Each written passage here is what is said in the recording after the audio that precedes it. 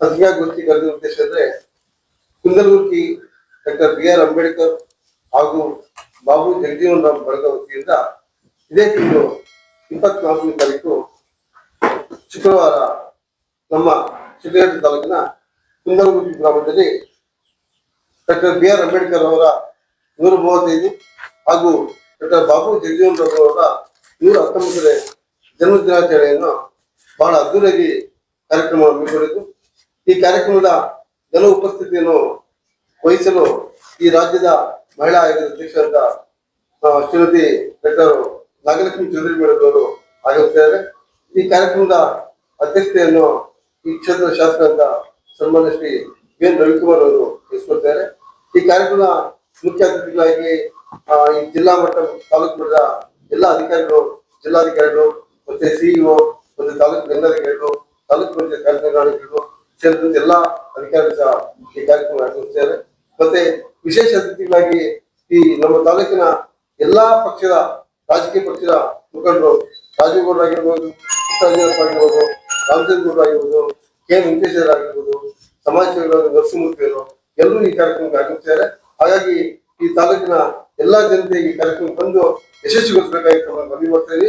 ಬೆಳಗ್ಗೆ 10:30 ಗೊಲ್ಲಳ್ಳಿ ಗ್ರಾಮದಿಂದ ಕುಂದಲಗುರ್ಕಿಯವರೆಗೂ ಕಾಲ್ನಡಿಗೆಯಲ್ಲಿ ಮೆರವಣಿಗೆ ಕಾರ್ಯಕ್ರಮ ಹಮ್ಮಿಕೊಂಡಿದ್ವಿ.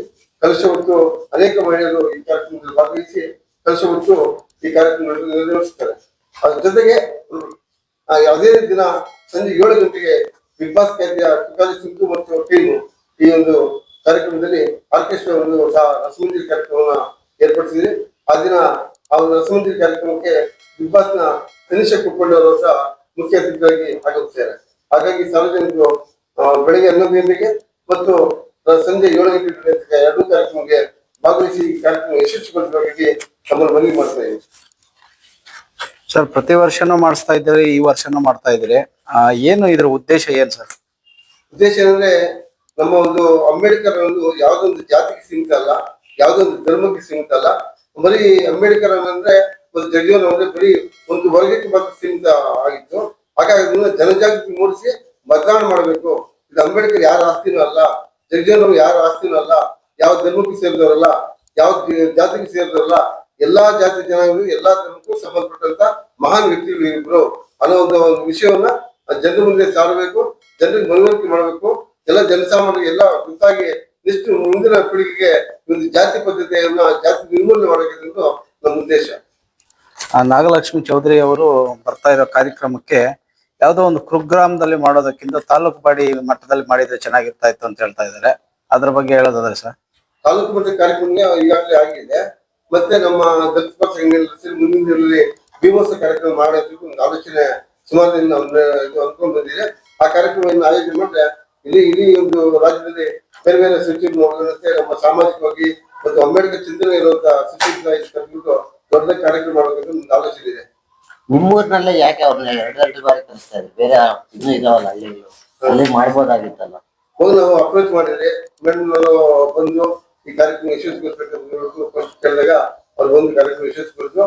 ಆ ವಿಷಯ ಯಶಸ್ವಿಗೊಳಿಸೋದಕ್ಕೆ ಅನೇಕ ಮಹಿಳೆಯರು ಇನ್ಸ್ಪೈರ್ ಆಗಿದ್ದಾರೆ ನಮ್ಮೂರಿನಲ್ಲಿ. ಸೊ ಹಾಗಾಗಿ ಅವರೆಲ್ಲ ಮಹಿಳೆಯರ ಒತ್ತಡ ತಂದು ಈ ಸಲ ನಾವು ಮೇಡಮ್ ಬರಲೇಬೇಕಂತ ಒತ್ತಡ ತಂದಿಗೆ ಅವ್ರಿಗೆ ಹಲವಾರು ಕಾರ್ಯಕ್ರಮದಲ್ಲಿ ತುಂಬಾ ಬಿಸಿ ಮೇಡಮ್ ಆಕ್ಚುಲಿ. ಆದ್ರೂ ಆ ಬಿಸಿಯಲ್ಲಿ ನಮ್ಗೆಲ್ಲ ಒಂದು ಅವಕಾಶ ಕೊಟ್ಟು ಒಂದು ಟೈಮ್ ಕೊಟ್ಟು ಅವ್ರಿಗೆ ಧನ್ಯವಾದ ಈ ಸಂದರ್ಭದಲ್ಲಿ ಹೇಳ್ತಾ ಇದ್ದೀವಿ. ಅವ್ರು ನಮ್ಮ ತಾಲೂಕು ತುಂಬಾ ಖುಷಿ ಪಡ್ತಾರೆ. ಇದೇ ಒಂದು KPCC ಮಟ್ಟದಲ್ಲಿ ನೀವು ಒಂದು ಸ್ಥಾನಮಾನದಲ್ಲಿ ಇದ್ದೀರಿ, INTUC ರಾಜ್ಯ ಸಂಚಾಲಕರು ಅಂತೇಳಿ. ಇದು ಒಂದು ಕಾಂಗ್ರೆಸ್ನ ಇದ್ ಮಾಡ್ಕೊಂಡಿರ್ತೀರಿ. ರಾಜಕೀಯ ಇಲ್ಲ ಅಂಬೇಡ್ಕರ್ ಕಾರ್ಯಕ್ರಮ ನಾವೆಲ್ಲರೂ ಸೇರಿ ಮಾಡ್ತಾ ಇರೋದು. ಯಾವುದೇ ರಾಜಕೀಯ ಬಣ್ಣವನ್ನ ಮಾಡ್ತಾ ಇಲ್ಲ. ಎಲ್ಲಾ ಪಕ್ಷದವರು ಕರೆದಿರಿ, ಎಲ್ಲಾ ಪಕ್ಷದವರು ಬರ್ತೀನಿ ಬಿಟ್ಟು ಎಲ್ಲರೂ ಅವರು ಹೇಳಿದ್ದಾರೆ. ಹಾಗಾಗಿ ಈ ಕಾರ್ಯಕ್ರಮ ಸರ್, ಈಗ ಕುಂದಲಗುರ್ಕಿಗೆ ಬರ್ಬೇಕಂತ ಹೇಳಿದ್ರೆ ಎಲ್ಲಿ ಲೊಕೇಟ್ ಆಗಿದೆ ಆ ಸ್ಥಳ? ಈಗ ಎಕ್ಸಾಂಪಲ್ ಜಂಗಮಕೋಟೆಯಿಂದ ಬರುವಂತವ್ರು ಚಿಂತಾಮಣಿ ಶಿಡ್ಲಘಟ್ಟದಿಂದ ಅಲ್ಲಿಗೆ ಎಕ್ಸಾಕ್ಟ್ ಆಗಿ ಬರ್ಬೇಕಂದ್ರೆ ಯಾವ ರೀತಿ ದಾರಿಗಳಿರುತ್ತೆ ಸರ್? ಈ ಕಡೆಯಿಂದ ಬರ್ಬೇಕಂದ್ರೆ ಬರ್ತಾರೆ. ಮತ್ತೆ ನಮ್ಮ ಶಿವಳ್ಳಿಯಿಂದ ಸ್ಟೇಷನ್ ಸರ್ ಈಗ ನಿಮ್ಮನ್ನ ಈಗ ಅಂಬೇಡ್ಕರ್ ಅಭಿಮಾನಿಗಳು ಜಗಜೀವನ್ ರಾಮ್ ಅಭಿಮಾನಿಗಳು ಅಲ್ಲಿಗೆ ಲೊಕೇಟ್ ಆಗ್ಬೇಕು ಸಂಪರ್ಕಿಸ್ಬೇಕಂತ ಹೇಳಿದ್ರೆ ಹೆಲ್ಪ್ ಲೈನ್ ನಂಬರ್ ಏನಾದ್ರು ಇದೆಯಾ? ಅವ್ರಿಗೆ ಏನಾದ್ರು ಕಾಂಟ್ಯಾಕ್ಟ್ ಮಾಡಿದ್ರೆ ಅಲ್ಲಿ ಹೇಳೋದಕ್ಕೆ ಇದು ಇನ್ಫ್ಲೂಯೆನ್ಸ್ ಇಲ್ಲ, ಬೇಕಾದ್ರೆ ಒಂದು ಕಾಂಟ್ಯಾಕ್ಟ್ ಸ್ನೇಹಿತರೆಲ್ಲ 4-5 ನಂಬರ್ ಕೊಟ್ಟಿದೆ, ಆ ನಂಬರ್ ಭೇಟಿ ಕೊಟ್ಟರೆ ಸಾಕು, ಅದೆಲ್ಲ ಹೆಚ್ಚಿನ ವಿವರ ತಿಳಿಸ್ತಾರೆ. ಸರ್ ಈಗ ಬಹಳ ಬಿಸಿ ಬೇಸಿಗೆ ಇರೋದ್ರಿಂದ ಅಲ್ಲಿ ಊಟದ ವ್ಯವಸ್ಥೆ ಎಲ್ಲ ಯಾವ ತರ ಅರೇಂಜ್ ಮಾಡ್ಕೊಂಡಿದ್ರೆ ಎಲ್ಲ ಇರುತ್ತೆ ಸರ್? ಈ ಸರಿ ಬಿರಿಯಾನಿ ಮಾಡಿದ್ದಾರೆ ಎಲ್ಲ ಹುಡುಗರೆಲ್ಲ ಮೆತ್ತವರಿಗೆ, ಈ ಸರಿ ಎಲ್ಲ ಎಲ್ರಿಗೂ ಬಿರಿಯಾನಿ ಆಗ್ತಾ ಇದೆ. ಇದು ಒಂದು ಪ್ರೋಟೋಕಾಲ್ ಕಾರ್ಯಕ್ರಮ ಆಗಿರೋದ್ರಿಂದ ಈಗ ಮಹಿಳಾ ಆಯೋಗ ಅಧ್ಯಕ್ಷರು ಮತ್ತೆ ತಹಶೀಲ್ದಾರ್ ಮತ್ತೆ ಜಿಲ್ಲಾಧಿಕಾರಿಗಳು ಬರ್ತಾ ಇರೋದ್ರಿಂದ ಸಾರ್ವಜನಿಕರು ಅಲ್ಲಿ ಕುಂದುಕೊರತೆಗಳ ಸಭೆ ಏನಾದ್ರು ಇರುತ್ತಾ? ಅದೇ ಉದ್ದೇಶಗಳು ಮೇಡಮ್ ಅವರು ಹೇಳಿದ್ದಾರೆ, ಅಲ್ಲಿಗೆಲ್ಲ ಸಮಸ್ಯೆ ಇದೆ, ಆ ಸಮಸ್ಯೆ ಅಲ್ಲೇ ಮಾಡಿ ಎಲ್ಲ ಅಧಿಕಾರಿಗಳು ಇರ್ತಾರೆ, ಸಾಧ್ಯವಾದಷ್ಟು ಅಲ್ಲೇ ಕ್ಲಿಯರ್ ಮಾಡೋಕೆ ಮೇಡಮ್ ಅವರು ಪ್ರಯತ್ನ ಮಾಡ್ತಾರೆ. ಸರ್ ಈಗ ನೀವು ಕುಂದಲಗುರ್ಕಿನ ರಾಜ್ಯ ಮಟ್ಟಕ್ಕೆ ತಗೊಂಡು ಹೋಗ್ಬೇಕು ಅಂತ ಹೇಳಿ ಬಹಳ ಪ್ರಯತ್ನ ಮಾಡ್ತಾ ಇರ್ತೀರಿ, ಬಹಳ ಸಂತೋಷ. ಆದ್ರೆ ತಮ್ಮೂರಿನಲ್ಲಿ ಸರ್ಕಾರಿ ಶಾಲೆಗಳಿಗೆ ಬಹಳ ಅಧ್ವಾನದ ಗತಿ ಬಂದಿದೆ ಅಂತ ಹೇಳ್ತಾ ಇದ್ದಾರೆ. 2 ಸತಿ ನಾಗಲಕ್ಷ್ಮಿ ಮೇಡಮ್ ಅವ್ರು ಬಂದ್ರು ಈಗಲೂ ದುಸ್ಥಿತಿ ಹಂಗೆ ಇದೆ ಅಂತ ಹೇಳ್ತಾ ಇದ್ದಾರೆ. ಈಗ ಏನಾದ್ರು ಅದಕ್ಕೇನಾದ್ರು ಮುಕ್ತಿ ಸಿಗ್ಬೋದಾ? ಸರ್ಕಾರಿ ಶಾಲೆಯ ಎಸ್ಡಿಎಂ ಅಧ್ಯಕ್ಷರೇ ಇದ್ದಾರೆ, ಇವರೇ ಎಸ್ಡಿಎಂ ಅಧ್ಯಕ್ಷರು. ಅಂತ ದುಸ್ಥಿತಿ ಏನು ಇಲ್ಲ ಆಕ್ಚುಲಿ. ಸೊ ಅಲ್ಲಿ ಕೆಲಸ ನಡೀತಾ ಇತ್ತು, ಶಾಲೆ ಕೆಲಸ ನಡೀತಿತ್ತು. ಕೆಲಸ ನಡೆಯೋ ಸಂದರ್ಭದಲ್ಲಿ ಇನ್ನು ಕಲ್ಲು ಮಣ್ಣು ಎಲ್ಲ ಹಾಕಿರ್ತಾರೆ, ಅಷ್ಟು ಬಿಟ್ಟು ಬೇರೆ ಏನಿಲ್ಲ. ಒಳ್ಳೆ ಎಜುಕೇಶನ್ ಕೊಡ್ತಾರೆ, ಒಳ್ಳೆ ಟೀಚರ್ಸ್ ಇದ್ದಾರೆ, ಒಳ್ಳೆ ಮೂಲಕ ಸೌಲಭ್ಯ ಇದೆ. ಅಲ್ಲಿರುವಂತ ಒಂದು ಆಟದ ಮೈದಾನ ಆಗಿರ್ಬೋದು, ಮತ್ತೆ ಅಲ್ಲಿರುವಂತ ನೇಚರು ಈ ತಾಲೂಕಿನ ಎಲ್ಲಿ ಇಲ್ಲ ಅಂತ ನಾನು ಹೇಳಕ್ಕೆ ಇಚ್ಛೆ ಪಡ್ತೀನಿ. ಅಷ್ಟೊಂದು ದೊಡ್ಡದಾಗಿ ಜಾಗ ಇದೆ, ಅಷ್ಟೊಂದು ವಿಶಾಲವಾಗಿದೆ, ತುಂಬಾ ಚೆನ್ನಾಗಿದೆ. ಮತ್ತೆ ಆ ಶಾಲೆಯನ್ನು ಇನ್ನೂ ಉನ್ನತ ದರ್ಜೆಗೆ ಎತ್ತಬೇಕು ಅಂದ್ಬಿಟ್ಟು ಮುಂದಿನ ದಿನದಲ್ಲಿ ಅಲ್ಲಿ ಕಾಲೇಜ್ ಮಾಡ್ಬೇಕಂತ ನಾವು ಗ್ರಾಮಸ್ಥರಲ್ಲಿ ಓಡಾಡ್ತಾ ಇದ್ದೀವಿ.